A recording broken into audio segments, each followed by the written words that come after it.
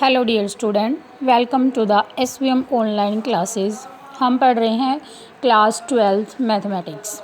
बेटा हमने पढ़ा था मैट्रिक्स में मैट्रिक्स की कंस्ट्रक्शन कैसे करेंगे लास्ट वीडियो में। आज हम उससे आगे थोड़ा सा डिस्कस करते हैं अलजेब्रा ऑफ मैट्रिक्स। क्या पढ़ेंगे आज हम? Algebra of matrix.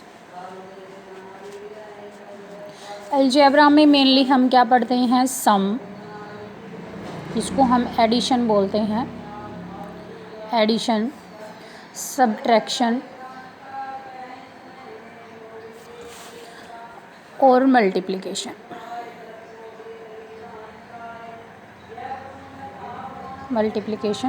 डिवीज़न का कोई भी रूल नहीं है मैट्रिक्स में, सो मैट्रिक्स का डिवीज़न हम नहीं पढ़ेंगे। हम तीन ही चीज़ें पढ़ेंगे, एडिशन, सब्ट्रैक्शन और मल्टीप्लिकेशन।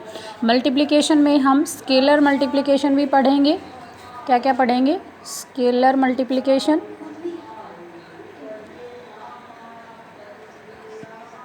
और मैट्रिक्स के साथ मल्टीप्लिकेशन, मैट्रिक्स इनटू मैट्रिक्स। ठीक है बेटा, तो सबसे पहले हम बात कर लेते हैं addition of matrix. Addition of matrix, दो मैट्रिक्स की हम आपस में कैसे एडिशन करेंगे और इनकी एडिशन कब पॉसिबल होगी, इनके ऊपर भी बात करेंगे। सपोज करो बेटा आपके पास दो मैट्रिक्स हैं। ए कोई मैट्रिक्स है AIJ जिसका ऑर्डर है M/n, एंड बी एक अनदर मैट्रिक्स है जिसका ऑर्डर है BIJ, मैट्रिक्स में एलिमेंट है, और P/Q आपके पास क्या है? ऑर्डर है उस मैट्रिक्स का। तो इसके अंदर हम सबसे पहली बात क्या देखेंगे कि जो भी मैट्रिक्स आपको दे रखी हैं उन दोनों मैट्रिक्स का ऑर्डर क्या होना चाहिए? सेम। इट मीन्स हम क्या कह सकते हैं कि पहले का M means number of rose, and second का P क्या होने चाहिए? दोनों इक्वल। ठीक है, और N इज इक्वल टू क्या होना चाहिए? P। तो सबसे पहले हम क्या कहेंगे कि उन दोनों मैट्रिक्स का ऑर्डर मस्ट बी सेम। क्या होना चाहिए? यहाँ से ऑर्डर सेम होना चाहिए। तो सबसे पहली बात हमारा order must be same. Order must be same. अगर हमारी मैट्रिक्स का ऑर्डर सेम नहीं है तो हम उन दोनों मैट्रिक्स को आपस में ऐड नहीं कर सकते। दूसरी कंडीशन में हम क्या करेंगे, जब आप मैट्रिक्स में ऐड करोगे, मैट्रिक्स को मैट्रिक्स के अंदर ऐड करोगे तो उनके कोरस्पॉन्डिंग एलिमेंट को हम क्या करेंगे? ऐड करेंगे। Corresponding element are added. Corresponding element को हम ऐड करेंगे आपस में। जैसे मैं एक एग्जांपल लेती हूँ। सपोज करो बेटा आपके पास ये कोई एक मैट्रिक्स है and this is another matrix, then what are the A plus B. तो A प्लस बी क्या होगा? तो A प्लस बी में हम क्या लिखेंगे? A की जगह पे A की वैल्यू पुट करेंगे और B की जगह पे B की वैल्यू पुट करेंगे। देन हमारे पास आएगा 2, 5 एंड 3, 6 एंड प्लस, अब B की वैल्यू पुट करो 6, 5 एंड 7। अब मैंने क्या कहा था? सबसे पहले चेक करो कि क्या इन दोनों का ऑर्डर सेम है। पहले वाले का ऑर्डर बताओ, कितनी रोज हैं? 2, and how many columns are there? 2, and another matrix these are 2 rows and another 2 columns. ठीक है, देन हमारे पास दोनों का ऑर्डर देखेंगे तो इसका M इसका P इक्वल हैं, यहाँ पे भी दोनों इक्वल हैं। देन ऑर्डर क्या है हमारा? सेम है। तो यानी पहली कंडीशन हमारी सेटिस्फाई होती है। अब हम क्या करेंगे यहाँ से कि कोरस्पॉन्डिंग एलिमेंट को हम ऐड करेंगे। कोरस्पॉन्डिंग एलिमेंट का मतलब है पहला एलिमेंट इस मैट्रिक्स का और पहला एलिमेंट दूसरी मैट्रिक्स का, हम दोनों को ही ऐड करेंगे। देन 2 प्लस क्या हो जाएगा यहाँ पे? 4। अब यहाँ पे 3 है, यहाँ पे 5 है, देन क्या हो जाएगा? 3 प्लस 5। अभी यहाँ पे 5 है तो यहाँ पे 5 आएगा। यहाँ पे 6 है तो प्लस में क्या आएगा? 6। अब यहाँ पे देखो 6 है तो 6 आएगा और प्लस में क्या आ जाएगा? 7। तो हमने क्या किया है यहाँ पे कोरिस्पोंडिंग एलिमेंट को ऐड किया। अब जैसे ऐड करते हैं सिंपल एडिशन हम यहाँ पे लगा देंगे। 2 + 4 कितना हो जाएगा 6, 3 + 5 कितना हो जाएगा 8 और this is 11 and this is 13। ठीक है बेटा। और जो भी मैट्रिक्स आपके पास बनेगी, जो रिजल्टेंट आपको मिलेगा वो हमेशा उसी ऑर्डर का मिलेगा जिस ऑर्डर की आपके पास मैट्रिक्स थी। चेक करके देख लो, this is R1, this is R2 and this is C1 and C2। तो क्या आ गया आपके पास ऑर्डर 2/2। ठीक है बेटा। तो ये होगा सिंपल एडिशन। हम सबसे पहले उसका ऑर्डर देखेंगे, उसके बाद हम कोरिस्पोंडिंग एलिमेंट को क्या कर देंगे, ऐड कर देंगे। कर लोगे बेटा। इसकी मैं कुछ प्रॉपर्टी लिखवा देती हूँ, प्रॉपर्टीज ऑफ एडिशन। पहली प्रॉपर्टी, एडिशन क्या होगा, एडिशन इज कोम्यूटेटिव। एडिशन क्या होगा, कोम्यूटेटिव। कोम्यूटेटिव का मतलब होता है कि आपके पास कोई भी दो मैट्रिक्स हैं, उनमें चाहे मैं ए को बी में जोड़ दूं, चाहे बी को ए में जोड़ दूं। जैसे ए और बी चाहे निकालूं या फिर बी + ए निकालूं, दोनों का रिजल्ट क्या आएगा, हमेशा सेम आएगा। तो उसको हम क्या बोलेंगे, कोम्यूटेटिव प्रॉपर्टी। यानी ए + बी निकालो या बी + ए निकालो, दोनों का रिजल्टेंट हमेशा क्या रहेगा, सेम।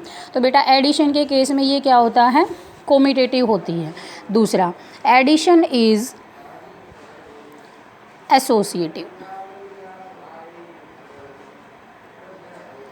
एसोसिएटिव के केस में क्या होगा, आपके पास 3 मैट्रिक्स होंगी, ए, बी एंड सी। इसमें हम क्या करेंगे, आप ए + बी + सी निकालो या फिर A + B and bracket + C. It means हम क्या कह सकते हैं कि चाहे तो मैं बी + सी पहले सोल्व कर दूं, उसके बाद ए में ऐड कर दूं, या फिर हम ये कर सकते हैं कि ए + बी निकाला और उसके बाद हमने सी में ऐड कर दिया। तो बेटा दोनों का जो रिजल्टेंट है वो क्या आएगा, हमेशा सेम आएगा। ठीक है। तो एडिशन के केस में कोम्यूटेटिव भी होता है और एसोसिएटिव भी होता है।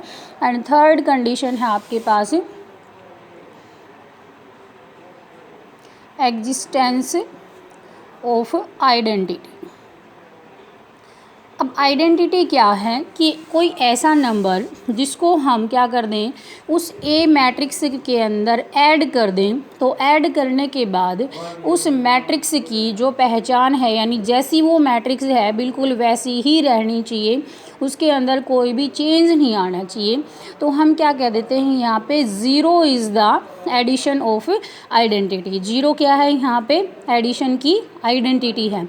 तो आइडेंटिटी का मतलब है कि बेटा कोई भी ऐसी चीज़ हम उसमें जोड़ दें और उसके जोड़ने से उस जो मैट्रिक्स के ऊपर या जो भी चीज़ आपके पास जो भी है आपके पास फंक्शन, उस फंक्शन में कुछ भी बदलाव नहीं आना चाहिए, वो एज इट इज़ रहना चाहिए। तो यहाँ पे ये मैट्रिक्स है, मैंने यहाँ पे 0 मैट्रिक्स ऐड कर दी। तो 0 मैट्रिक्स के ऐड करने से इस एक्चुअल जो हमारे पास मैट्रिक्स थी ना, उसके अंदर कुछ भी चेंज नहीं हुआ। तो हम यहाँ से कह सकते हैं कि addition is the, 0 is the additive identity. क्या है, 0 क्या है यहाँ पे, 0 इज़ द एडिटिव आइडेंटिटी। ठीक है बेटा। तीसरी अगर हम यहाँ पे देखें, तीसरी हमने पढ़ी थी, फोर्थ प्रॉपर्टी है आपके पास एग्जिस्टेंस ऑफ इनवर्स। इनवर्स होता है उल्टा, यानी हम एक मैट्रिक्स के अंदर ऐसा क्या ऐड कर दें कि हमें उसकी क्या मिल जाए, आइडेंटिटी मिल जाए। तो वो जो ऐड करेंगे यहाँ पे वो इसका ए मैट्रिक्स का क्या होगा, इन्वर्स होगा। तो यानी ए मैट्रिक्स में अगर हम उसी का नेगेटिव ऐड कर देंगे तो हमें क्या मिल जाएगा, उस मैट्रिक्स की एडिटिव आइडेंटिटी मिल जाएगी। Here 0 is the additive identity, तो -a जो होगा वो इस मैट्रिक्स का क्या होगा, इन्वर्स होगा। तो बेटा आपके पास जो चीज़ें हमने पढ़ी हैं एडिशन में, कोम्यूटेटिव होगा, एसोसिएटिव होगा, एग्जिस्टेंस ऑफ आइडेंटिटी 0 होगी एंड एग्जिस्टेंस ऑफ इनवर्स क्या हो जाएगा, -a। एग्जिस्टेंस ऑफ इनवर्स क्या होगा, -a। अब हम बात करते हैं सब्ट्रैक्शन की। सेकंड क्या बात करेंगे हम यहाँ पे, सब्ट्रैक्शन ऑफ मैट्रिक्स। दो मैट्रिक्स दे रखी होंगी, उन दोनों मैट्रिक्स को हम घटाएंगे कैसे। सपोज करो आपके पास वैसे ही ए कोई मैट्रिक्स है, m/n इसका ऑर्डर है, and b is the another matrix Bij where p cross q is the order of a given matrix. इसमें भी सेम कंडीशन काम करेंगी, पहले में सेम ऑर्डर होना चाहिए, सेम ऑर्डर, एंड सेकंड में क्या होना चाहिए, वही corresponding elements are subtracted. Corresponding element को हम क्या कर देंगे, सब्ट्रैक्ट कर देंगे। Take an example, if A is the matrix 2 3 4 and 6 and B is the another matrix 1 2 3 and 4। ठीक है, हम कह रहे हैं कि यहाँ से a minus B find out करूँ, तो क्या करेंगे, यहाँ से ए जो मैट्रिक्स दे रखी होगी उस मैट्रिक्स की वैल्यू हम यहाँ पे पुट करेंगे, एंड दूसरी जो मैट्रिक्स दे रखी होगी हम फिर माइनस का निशान लगाएंगे एंड दूसरी मैट्रिक्स को यहाँ पे पुट कर देंगे। अब क्या करेंगे, यहाँ से देखो सब्ट्रैक्ट दे रखा है, जैसे हमने एडिशन किया था वैसे ही अब सब्ट्रैक्शन कर देंगे। 2 माइनस इसके साथ आएगा तो माइनस माइनस हो जाएगा, 1 यहाँ पे 3 and -2, this is 4 -3 and this is 6 -4। समझ आया बेटा। अभी यहाँ से देखो 2 में से 1 जाएगा, सिंपल हम सब्ट्रैक्शन करेंगे, 2 में से 1 गया तो 1, 3 में से 2 गया तो भी क्या आएगा 1, 4 में से 3 गया देन 1, एंड 6 में से 4 गया तो क्या आ जाएगा 2। ठीक है बेटा, इसमें भी अगेन वही ऑर्डर होगा जो आपको दे रखा होगा, जिस ऑर्डर की आपको मैट्रिक्स दे रखी होंगी वो। ठीक है, अब यहाँ पे जो हम कहते हैं एडिशन ऑफ आइडेंटिटी इनवर्स, ये सब यहाँ पे प्रॉपर्टी नहीं पढ़ेंगे क्योंकि ये कम्यूटेटिव लॉ को भी होल्ड नहीं करता है। देन थर्ड पे हम आते हैं स्केलर मल्टीप्लिकेशन।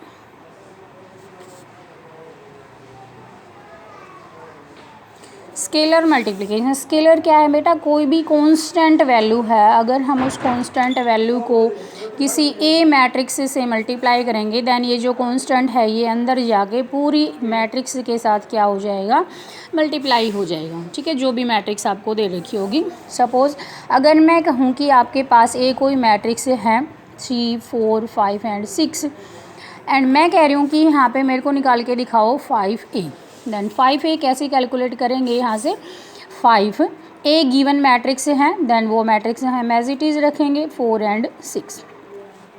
अब बेटा यहाँ पे जो कांस्टेंट आप कर रहे हो मल्टीप्लाई, वो कांस्टेंट यहाँ पे ईच एंड एवरी एलिमेंट के साथ क्या होगा, मल्टीप्लाई होगा। तो यहाँ पे जैसे 5 है, 5 की मल्टीप्लाई 3 के साथ भी होगी, एंड 5 की मल्टीप्लाई 5 के साथ भी, ऐसे ही 5 की मल्टीप्लाई 4 के साथ भी, और 5 की मल्टीप्लाई 6 के साथ भी। देन देखो अब क्या आएगा, 5 3 जा 15 एंड 5 5 जा 25 एंड 5 4 जा 20 एंड 5 6 जा 30। This is the answer. ठीक है, तो जो भी कांस्टेंट आपको दे रखा होगा उस कांस्टेंट को हम क्या करेंगे, जो भी मैट्रिक्स दे रखी होगी उसमें ईच एंड एवरी एलिमेंट के साथ क्या कर देंगे, मल्टीप्लाई कर देंगे। देन फिर हम फोर्थ पोजीशन पे पढ़ेंगे multiplication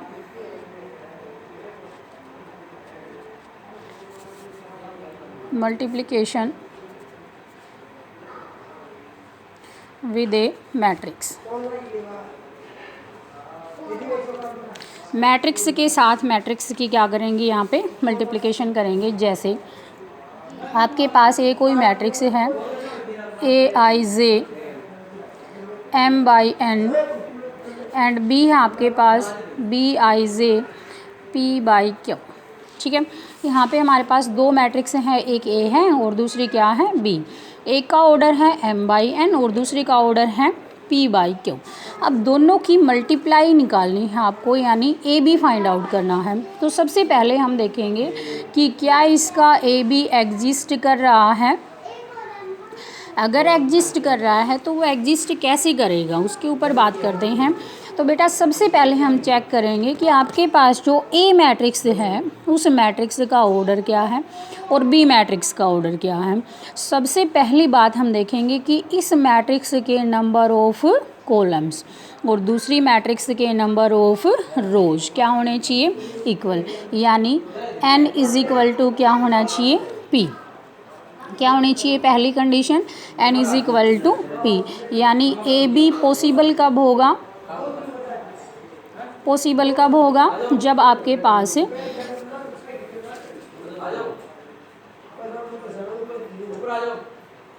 number of columns of matrix A is equal to number of rows of matrix B. क्या कहा मैंने, यहाँ पे जो मैंने बात लिखी है n is equal to P, इसी को मैंने यहाँ पे शब्दों में लिखा है numbers of columns of matrix A. जितने भी नंबर ऑफ कॉलम्स होंगे मैट्रिक्स ए के, वो क्या होने चाहिए, इक्वल होने चाहिए नंबर ऑफ रोज के। तो नंबर ऑफ रोज और नंबर ऑफ कॉलम अगर इक्वल हैं तभी उनकी मल्टीप्लाई पॉसिबल होगी, अदरवाइज हम उनकी मल्टीप्लाई नहीं कर सकते। जैसे अगर हम एक एग्जांपल लें, और दूसरी बात भी क्लियर कर लो, जैसे आपके पास एक का ऑर्डर है m/n और दूसरे का ऑर्डर क्या है p/q, तो यहाँ पे क्या होना चाहिए, n is equal to p होना चाहिए पहली कंडीशन में। तो अगर ये a मैट्रिक्स का ऑर्डर है और ये कौन सी मैट्रिक्स का ऑर्डर है, b मैट्रिक्स का ऑर्डर है, फिर जो a b मल्टीप्लाई करने के बाद जो रिक्वायर्ड मैट्रिक्स आएगी उस मैट्रिक्स का ऑर्डर क्या होगा, जो बचे हुए हैं वो बचे हुए कौन कौन है, यहाँ से m और यहाँ से क्या आ जाएगा p। This is the order of A required matrix. ठीक है बेटा, तो अब हम यहाँ पे एग्जांपल लेते हैं। ए मैट्रिक्स है सपोज करो आपके पास, जिसमें 2 3 4 एंड 5 एलिमेंट हैं, और बी एक अनदर मैट्रिक्स है जिसमें एलिमेंट हैं 5 एंड 3। ठीक है बेटा, अब यहाँ पे देखो, सबसे पहले हम देखेंगे इसका ऑर्डर, इस मैट्रिक्स का ऑर्डर क्या है। तो कितना ऑर्डर है यहाँ पे 2/2, कितना ऑर्डर है यहाँ पे 2/2, एंड यहाँ पे कितना ऑर्डर है 2/1। अब मैंने क्या कहा था, इसका n कितना है यहाँ पे 2, एंड इसका p कितना है यहाँ पे 2, तो 2 इज इक्वल टू 2 होते हैं। तो यानी पहली कंडीशन हमारी सेटिस्फाई हुई। तो अब जो मैट्रिक्स आपके पास आएगी, यानी हम कह सकते हैं कि ए बी जो होगा वो क्या करेगा, एग्जिस्ट करेगा। ठीक है, अब एग्जिस्ट करेगा तो देखो निकालने का तरीका क्या होगा, इस बात पे थोड़ा सा ध्यान रखना है। सबसे पहले हम जैसे ए बी निकाल रहे हैं तो ए को पहले रखेंगे और बी को हम रखेंगे बाद में। क्या कहा मैंने, ए को पहले रखेंगे और बी को रखेंगे बाद में। रख लिया ऐसे। अब देखो मल्टीप्लाई कैसे करेंगे, थोड़ा सा ध्यान से पढ़ेंगे। देखो इसकी हमें क्या लेनी है, रो, क्या लेनी है इसकी रो, और ये क्या लेना है कॉलम्स, इसका क्या लेना है कॉलम्स। अब इसका पहला एलिमेंट इसके पहले एलिमेंट से मल्टीप्लाई होगा, क्या करेंगे 2 × 5, और फिर बीच में क्या लगाएंगे प्लस का निशान। क्या किया मैंने 2 × 5 फिर प्लस। अब इसका सेकंड एलिमेंट और कॉलम्स का भी क्या आएगा सेकंड एलिमेंट, तो 3 × क्या आ जाएगा 3 × क्या आएगा यहाँ से 3।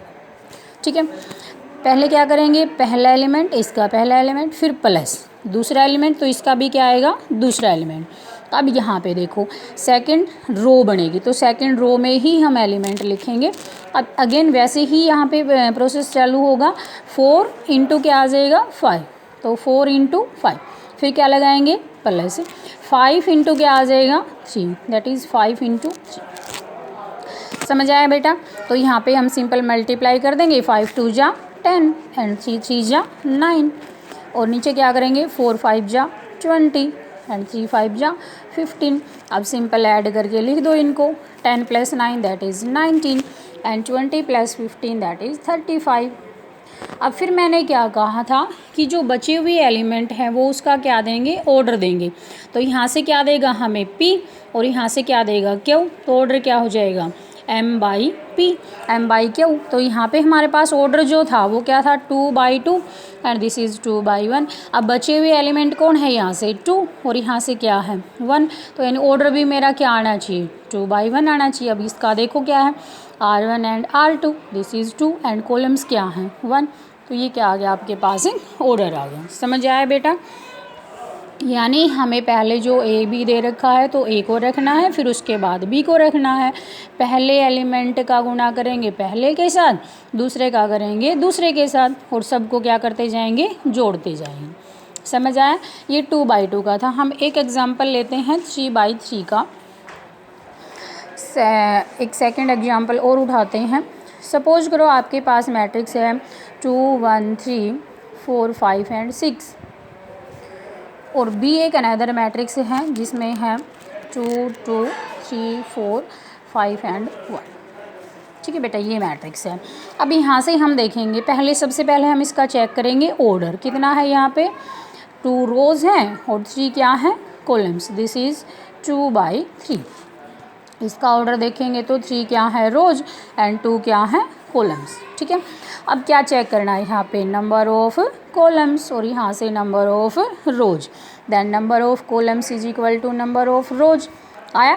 अब क्या करेंगे, यहाँ पे ऑर्डर जो आएगा यानी ए बी की जो मल्टीप्लाई आएगी उसका जो ऑर्डर होगा वो क्या होगा, 2/2 होगा। देन देखते हैं आएगा कैसे।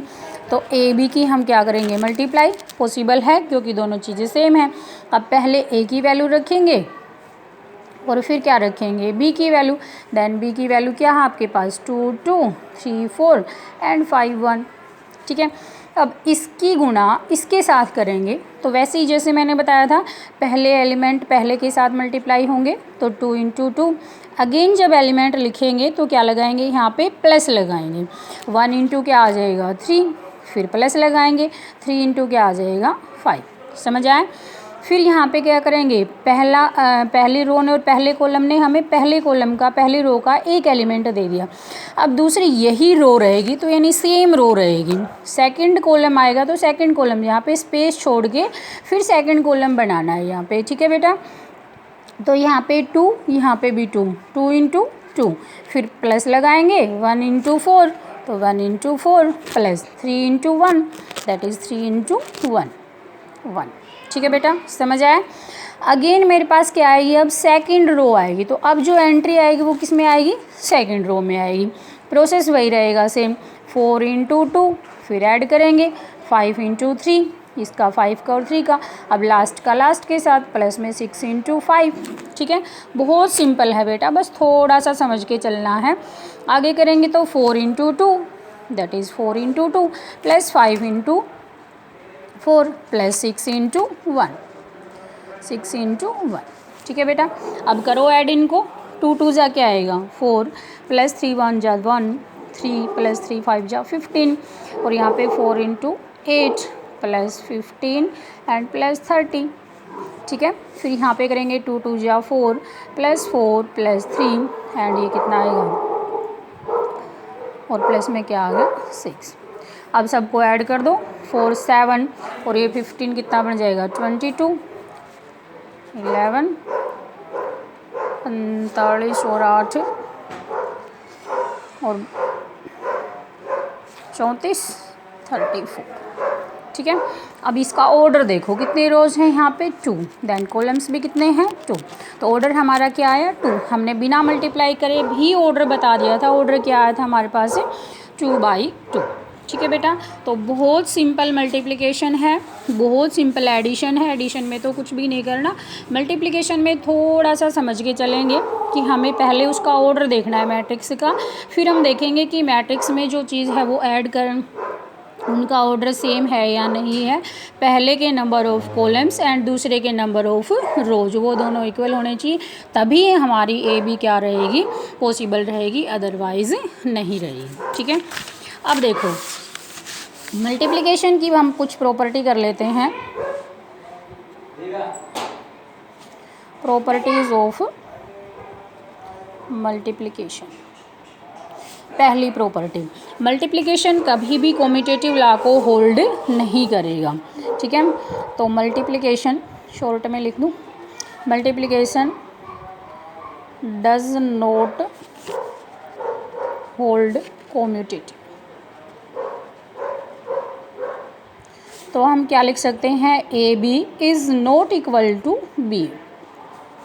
भाई हो भी सकता है और नहीं भी हो सकता, मतलब बहुत सारे चांसेस ऐसे आएंगे कि उसमें ए बी तो पॉसिबल हो रहा होगा बट बी ए पॉसिबल नहीं हो रहा होगा। जैसे हमने एग्जांपल लिया था यहाँ पे, तो यहाँ पे एग्जांपल में देखो, अगर हमारा यही होता तो इसमें अगर मैं तुम्हें कह देती कि भाई बी ए फाइंड आउट करो, तो बी ए इट मीन्स हम बी को पहले रखते ए को बाद में रखते, तो पहले रखेंगे उसका हमारे पास क्या होना चाहिए, नंबर ऑफ़ कॉलम्स। यहाँ पे नंबर ऑफ़ कॉलम्स क्या रहते, 1। यहाँ पे नंबर ऑफ़ रोज़ क्या रहते, 2। तो 1 = 2 क्या होता है, नहीं होता। तो ए बी यहाँ से क्या होगा, does not exist, does not exist. ठीक है, तो ये एग्जिस्ट ही नहीं करेगा। लेकिन इस वाले केस में जो मैंने दूसरा एग्जांपल लिया था उसमें क्या था, देखो 2/2 था, 2/3, 3/2। उल्टा करेंगे तो यहाँ से देखो 2 आएगा और यहाँ से भी क्या आएगा, 2 आएगा।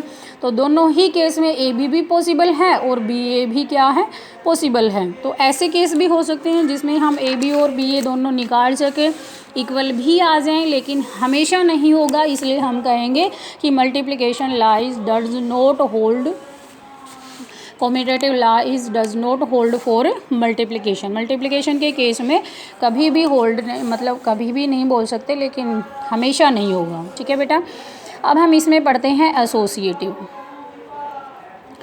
एसोसिएटिव हो जाएगा जैसे ए इंटू बी सी निकालें या ए बी इंटू सी निकालें। तो देखो हम क्या कहेंगे यहाँ पे, ए बी सी और फिर क्या आ जाएगा, ए बी इंटू सी। तो यहाँ पे क्यों हो रहा है, देखो क्योंकि यहाँ पे हमने जो ऑर्डर था वो ऑर्डर हमारा सेम है, ए बी सी, और यहाँ पे भी क्या आया, ए बी सी।